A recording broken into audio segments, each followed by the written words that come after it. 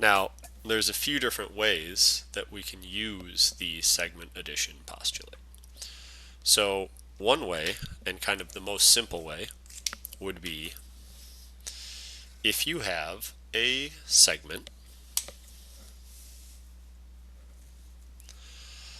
and you know the length of the entire segment. So here's a line segment, and we're going to say that the length of that whole segment from here all the way across to here is 7.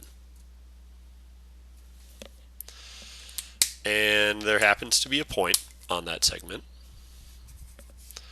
and you know that the distance from the point to the end, this distance is 3. Well, let me label my points here quickly. We'll call this points D, E, and F. Well, then the segment addition postulate says DE plus EF has to equal DF. So we can write it out algebraically.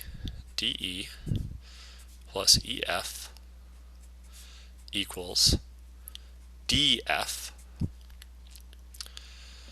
We know that DF, that was our 7,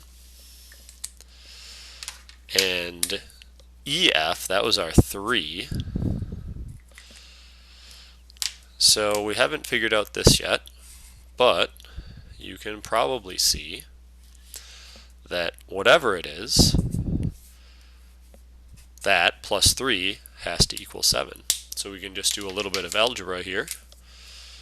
Minus 3 on both sides. That's 0. 7 minus 3 is 4. So DE equals 4.